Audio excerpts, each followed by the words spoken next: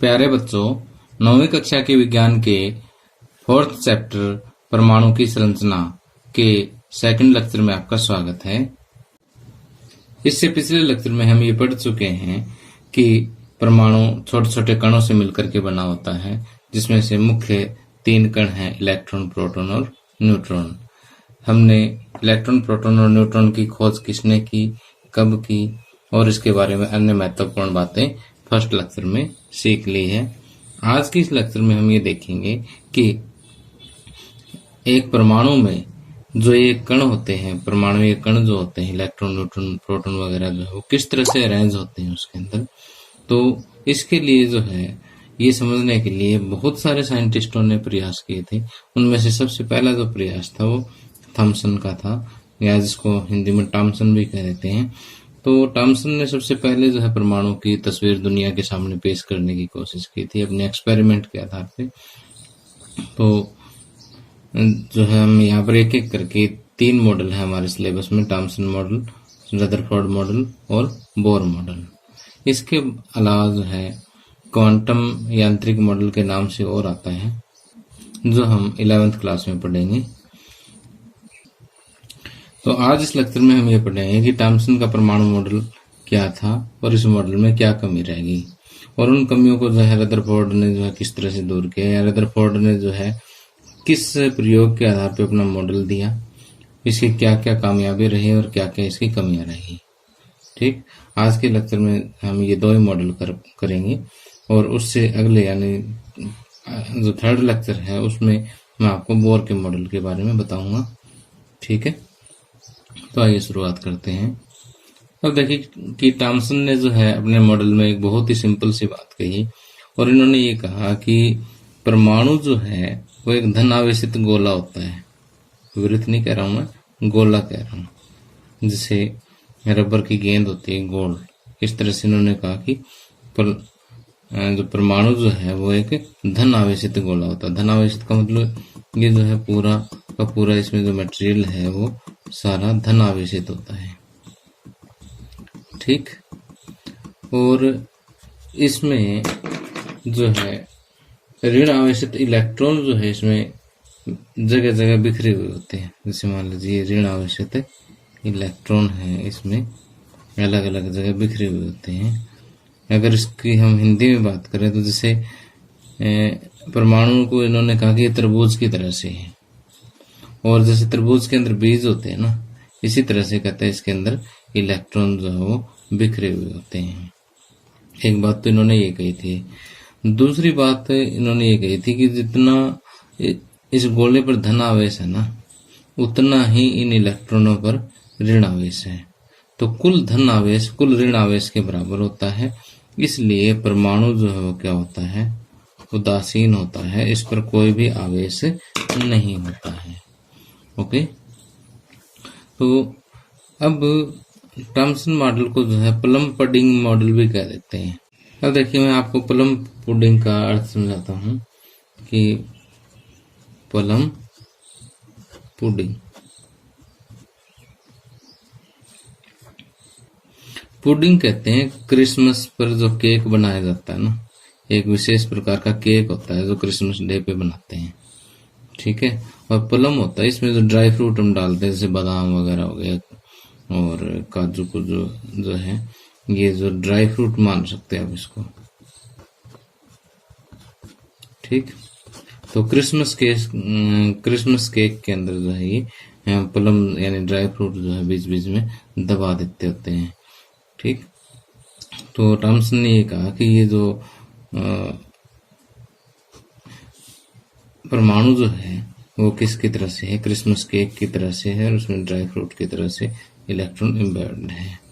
इसको हम आसानी से समझने के लिए इसकी तुलना किसके साथ कर देते हैं, तरबूज के साथ कर देते हैं कि ये तरबूज की तरह से गोल है और धनावेशित है, गोला है, और इसमें इलेक्ट्रॉन जो एम्बेडेड है। तो जो बातें मैंने आपको यहाँ समझाई है वही आपको मैंने नोट्स पर लिख करके दे दी है, आपको परेशानी नहीं होगी। तो आप यहाँ स्क्रीन पॉज करके भी जो है नोट कर सकते हैं, इस वीडियो को पॉज करके भी स्क्रीन से नोट कर सकते हैं। तो टॉमसन ने परमाणु की संरचना से संबंधित मॉडल दिया जो किसकी तरह से था, क्रिसमस केक या तरबूज की तरह से भी आप लिख सकते हैं। ठीक, परमाणु को इन्होंने क्या बताया, धन आवेशित गोला बताया है और इलेक्ट्रॉन उसमें जगह जगह उसी प्रकार दसे रहते हैं जैसे पुडिंग में प्लम या तरबूज में बीज होते हैं। और कुल ऋणात्मक आवेश कुल धनात्मक आवेश के बराबर होता है, इसलिए परमाणु जो है विद्युतीय रूप से उदासीन होता है। अब इसकी कामयाबी तो ये रही कि परमाणु के उदासीन होने की तो व्याख्या कर चुका है, लेकिन रदरफोर्ड ने एक विशेष प्रयोग किया जिसको अल्फा कण प्रकीर्णन प्रयोग कहते हैं। क्या कहते हैं? अल्फा कण प्रकीर्णन प्रयोग कहते हैं। उसके जो परिणाम निकले उन परिणामों को ये मॉडल जो है समझा नहीं पाया है। ठीक, ये इसकी सबसे बड़ी कमी थी। इसके अलावा भी बहुत सारी बातें हैं जो आगे वैज्ञानिकों ने एक्सपेरिमेंट किए, प्रयोग किए, उनके जो परिणाम निकले उनको ये मॉडल एक्सप्लेन नहीं कर पाया। अब आगे रदरफोर्ड का परमाणु मॉडल समझने से पहले हमें रदरफोर्ड का अल्फा कण प्रकीर्णन प्रयोग जो है उसको समझना जरूरी है, क्योंकि रदरफोर्ड का जो परमाणु मॉडल है वो इसी प्रयोग पर ही आधारित था। अब अल्फा कण जो है वो विशेष प्रकार के कण होते हैं जिस पर 2 इकाई धन आवेश होता है, धन आवेश होता है, और उसका जो द्रव्यमान जो होता है वह 4 इकाई होता है। ठीक, 4 इकाई इस पर क्या होता है, द्रव्यमान होता है। तो कुल मिलाकर के जो हीलियम का जो न्यूक्लियस होता है, नाभिक जो होता है, वो अल्फा कण के इक्विवेलेंट हम मान सकते हैं। ठीक, तो एक बार मैंने आपको नाभिक नाम से परिचित नहीं करवाया है, तो आप ये मान सकते हैं कि अल्फा कण जो है एक विशेष प्रकार का कण होता है जिस पर 2 इकाई धन आवेश होता है और 4 इकाई इसका क्या होता है, द्रव्यमान होता है। तो जो धन आवेश की जो इकाई है वास्तव में 1.6 × 10⁻⁻19 कूलाम जो है, इसको हम 1 इकाई मान करके चलते हैं। और जो द्रव्यमान की जो इकाई है वो जो हमने पिछले चैप्टर में कार्बन 12 का 1/12वां हिस्सा जो है पढ़ा था द्रव्यमान का, वो एक द्रव्यमान की इकाई है। ठीक, तो चलो ये तो होगी अल्फा कण के बारे में बात, भी आप समझ चुके हो कि अल्फा कण क्या होता है। अब बात करते हैं प्रकीर्णन की। प्रकीर्णन को मैं एक सिंपल सी देसी भाषा में बताता हूँ कि अगर कोई चीज किसी से टकराने के बाद वो बिखर गई अलग अलग डायरेक्शन में, तो वो चीज हम ये कहते हैं कि प्रकीर्णन होगी उसकी। ठीक, तो ये इसका एक सिंपल सा अर्थ है प्रकीर्णन का। अब देखिए कि रदरफोर्ड ने ये एक्सपेरिमेंट करने के लिए क्या किया कि एक सोना धातु होती है, इसकी बहुत ही पतली पत्ती ली। ठीक, और इस पत्ती की जो मोटाई थी वो कितनी थी, 0.0004 सेंटीमीटर। 0.004 का मतलब है कि 4/10,000 सेंटीमीटर, यानी 1 सेंटीमीटर का 10,000वां हिस्सा। तो जैसे आप यहाँ देख सकते हो कि ये पत्ती कितनी पतली होगी, जैसे यहाँ से यहाँ तक ये 1 सेंटीमीटर है। 1 सेंटीमीटर का अगर आप 10वां हिस्सा करते हो तो ये 1 मिलीमीटर इतना सा हो जाता है बस। ठीक है, 1 सेंटीमीटर का जो 10वां हिस्सा है वो कितना हो जाता है, सिर्फ इतना सा हो जाता है। ठीक, अब ये इतने से कभी 1000वां हिस्सा, इतनी पतली पत्ती इन्होंने सोने की ली, और इस पत्ती पर इन्होंने क्या किया कि किसी तरीके से इन्होंने अल्फा कण पैदा करके इसके ऊपर जो है अल्फा कणों की बौछार करनी शुरू कर दी। ठीक, अल्फा कणों की बौछार करनी शुरू कर दी। अब यहाँ टकराने के बाद ये अल्फा कण कहाँ गए, अब ये सीधा तो हमें दिखाई नहीं देगा, तो यहाँ इसके चारों तरफ जो है एक पर्दा रख दिया इन्होंने। क्या रख दिया, एक पर्दा रख दिया जिस पर जिंक सल्फाइड का लेप किया हुआ था।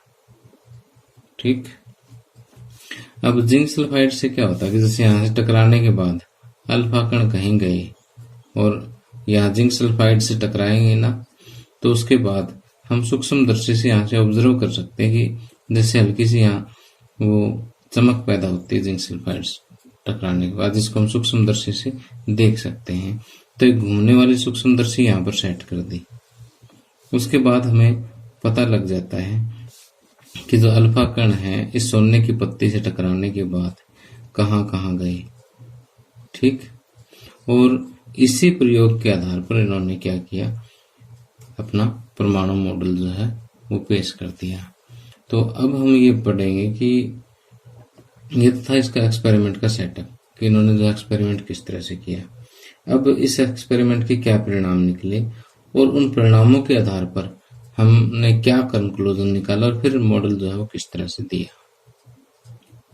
तो देखिए, आपने इस प्रयोग के बारे में बस सिंपल सी 3-4 लाइनें लिखनी है जो आपको स्क्रीन पर दिखाई दे रही है कि सन 1911 में अंग्रेज भौतिक शास्त्री रदरफोर्ड ने जो है एक बहुत ही पतली सोने की जो पत्ती या पर्णिका हम कह सकते हैं इसको हिंदी में, उस पर अल्फा कणों की बौछार कर दी। ठीक, बौछार के पश्चात कणों की दिशा जानने के लिए धातु पर्णिका के चारों ओर जिंक सल्फाइड लेपित पर्दे को रख दिया और घूमने वाले सूक्ष्मदर्शी की सहायता से जो है उन्होंने निम्नलिखित प्रेक्षण प्राप्त किए, यानी निम्नलिखित जो ऑब्जर्वेशन उन्होंने ली। वास्तव में उन्होंने क्या माना कि रदरफोर्ड ने माना कि जो धातु की पत्ती है उसमें बहुत सारे सोने के परमाणु ऐसे, इतनी पतली सी पत्ती के अंदर भी ये मान के चलता है कि सैकड़ों जो है वो परमाणु इस तरह से अरेंज है और उनके ऊपर अल्फा कणों की बौछार हो रही है। ठीक, और इसी चित्र को अगर हम जूम करके देखें या किसी एक परमाणु को भी उठा लें, ठीक, तो हम ये मान के चलते हैं कि उस परमाणु के ऊपर ही ये बौछार हो रही है। समझ गए बात को, कि इतनी पतली पत्ती लेने का मकसद यही था कि वो वास्तव में ये शो करना चाहते थे कि जो अल्फा कणों की बौछार हो रही है वो एक परमाणु के ऊपर हो रही है। अब इस एक्सपेरिमेंट से, इस प्रयोग से जो प्रेक्षण प्राप्त हुए वो ये है कि लगभग 99% से भी अधिक अल्फा कण जो है वो सीधे निकल गए बिना डिफ्लेक्ट हुए, बिल्कुल सीधे। ठीक, और लगभग 2000 में से एक अल्फा कण ऐसा हुआ जो थोड़ा सा डिफ्लेक्ट हुआ है। ठीक, 2000 में से एक ऐसा था जो कुछ कोण पर किसी और दिशा में चला गया। ठीक, और लगभग 20,000 में से एक ऐसा कण था जो यहां से टकराने के बाद वापिस चला गया। ठीक, जैसे इसी डायरेक्शन से आया और इसी से वापस चला गया। तो इसके अलावा कुछ एक बुक्स में ऐसा भी लिखा हुआ है कि कुछ कण जो है वो ऐसे हैं कि जो 90 डिग्री से भी ज्यादा कोण पर डिफ्लेक्ट हो गए। तो वो सारा इसी के अंदर ही आ जाता है कि कुछ कोण पर डिफ्लेक्ट हुए। ठीक है, इधर इधर वाले सारे हमने इसी के अंदर ही ले लिए हैं। तो ये जो तीनों प्रेक्षण मैंने आपको बताए यहाँ पर, ये आप यहाँ स्क्रीन पर देख सकते हैं कि 99% अल्फा पार्टिकल बिना विचलित हुए सीधी रेखा में निकल जाते हैं। कुछ अल्फा कण लगभग 2000 में से एक विभिन्न कोणों पर विक्षेपित हो जाते हैं और बहुत कम यानी लगभग 20,000 में से एक अल्फा कण ऐसे जो 180 डिग्री यानी पुनः अपने पथ पर लौट जाते हैं। ओके, अब देखिए यहाँ तो हमने इसके पढ़े थे प्रेक्षण, यानी इसकी ऑब्जर्वेशन क्या थी। ये 3 इनकी ऑब्जर्वेशन थी। ठीक, इन 3 ऑब्जर्वेशन, इन 3 प्रेक्षणों के आधार पर हम कुछ निष्कर्ष निकालते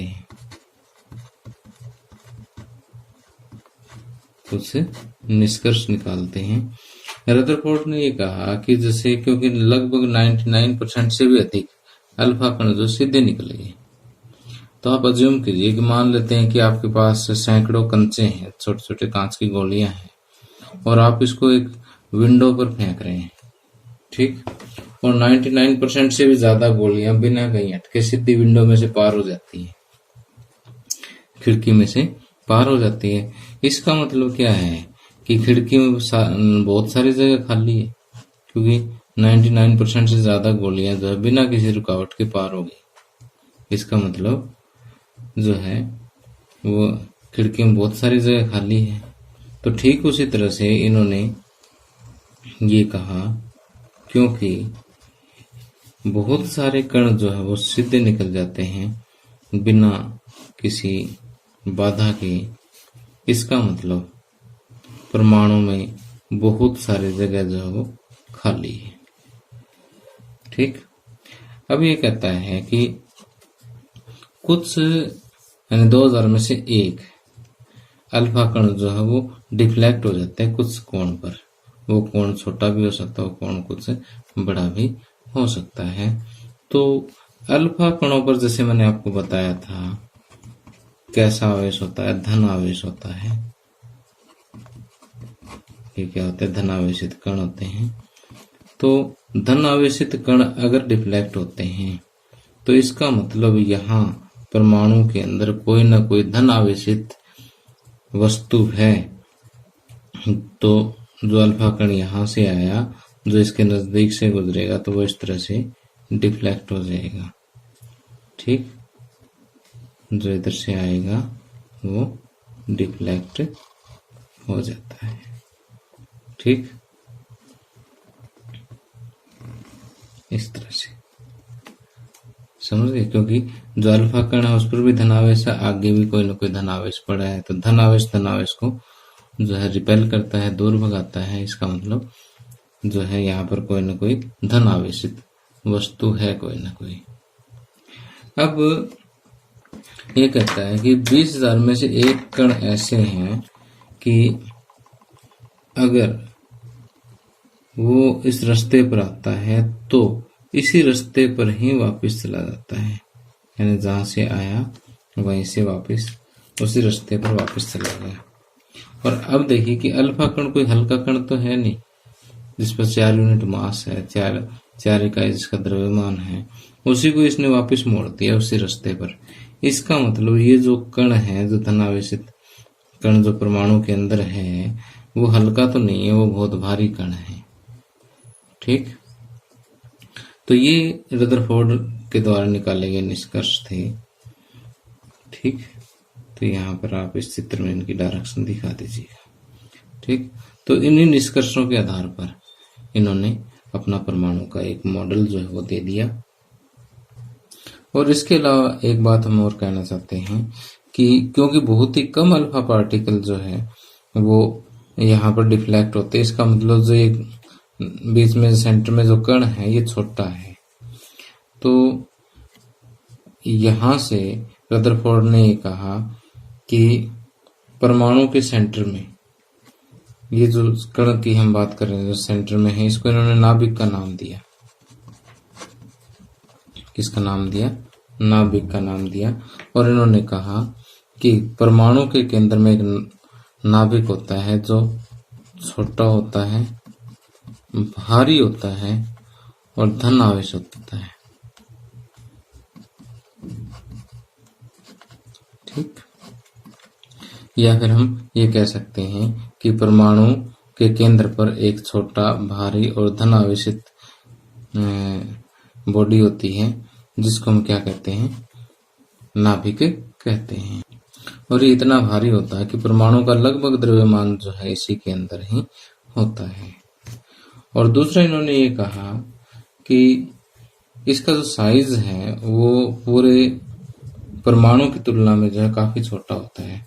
परमाणु का जो व्यास हम मान के चलते हैं, यानी यहाँ से लेके यहाँ तक जो व्यास होता है वो लगभग 10⁻⁻10 मीटर का होता है, जबकि इसका जो व्यास होता है, नाभिक का जो व्यास होता है वो 10⁻15 मीटर, यानी इससे 10⁵ गुणा छोटा होता है। ठीक। 10⁵ गुणा का मतलब 1 के आगे 5 0। ठीक। इकाई, दहाई, सैकड़ा, हजार, 10,000, लाख, यानी 1,00,000 गुणा जो इससे छोटा होता है। ठीक। और इसके अलावा ये कहता है कि इलेक्ट्रॉन जो है नाभिक के चारों ओर वृत्ताकार पथ में चक्कर लगाते रहते हैं, ठीक। और इलेक्ट्रॉनों पर कुल ऋण आवेश जो है वो नाभिक पर कुल धन आवेश के बराबर होता है, इसलिए परमाणु जो है वो उदासीन होता है, ठीक। तो जो बातें मैंने आपको यहाँ पर बताई है रदरफोर्ड के परमाणु मॉडल के आधार पर, तो वो जो है आप यहाँ स्क्रीन पर देख सकते हैं कि परमाणु का केंद्र धनावेशित होता है जिसे नाभिक कहा जाता है, और परमाणु का लगभग संपूर्ण द्रव्यमान नाभिक में होता है, यानी ये धनावेशित और भारी होता है। और साइज की अगर हम बात करें तो परमाणु के साइज में जो है नाभिक का साइज काफी छोटा होता है, और इनका साइज मैं आपको बता ही चुका हूँ। इलेक्ट्रॉन नाभिक के चारों ओर जो है वर्तुलाकार यानी वृत्ताकार पथ आप इसको कह सकते हैं, इसमें चक्कर लगाते रहते हैं, और नाभिक का जो कुल धन आवेश है वो इलेक्ट्रॉनों के ऋण आवेश के बराबर होते हैं, जिससे आवेश परस्पर संतुलित हो जाते हैं, और यही कारण है कि परमाणु जो क्या होता है उदासीन होता है। अब आज अगले लेक्चर में जो है मैं आपको ये बताऊंगा कि इसके रदरफोर्ड मॉडल में जो है क्या क्या कमियां रही, और रदरफोर्ड के परमाणु मॉडल की जो कमी है वो एग्जामिनेशन पॉइंट ऑफ व्यू से बहुत ही इम्पोर्टेंट है और मोस्टली पूछ ली जाती है 1-2 नंबर में, तो इसको आपने अच्छी तरह से समझना है। बहुत सारे बच्चे जो है +2 भी पास कर जाते हैं, लेकिन ये चीज समझ नहीं पाते भी, सर ये ऐसा कैसे हुआ, तो आपको ये समझ नहीं है, बिल्कुल आसान सी भाषा में आपको समझाऊंगा, ठीक है। और इसके अलावा जो है रदरफोर्ड की जो ये कमी थी वो बोहर ने कैसे दूर की, तो हम कल के लेक्चर में जो है रदरफोर्ड मॉडल की कमियां पढ़ेंगे और बोर मॉडल को भी पढ़ेंगे, ठीक है। तो ये जो लेक्चर है कल का, यानी 3rd लेक्चर जो है वो एग्जामिनेशन पॉइंट ऑफ व्यू से या आगे जब तक आप विज्ञान संकाय में रहना चाहते हैं तब तक के लिए आपके लिए बहुत इंपॉर्टेंट है, बहुत काम आएगा, इसलिए आपको जरूर समझना है ये। तो आपको बेटा मेरा लेक्चर कैसा लगा मुझे कमेंट करके जरूर बताया करो। Thank you, have a nice day.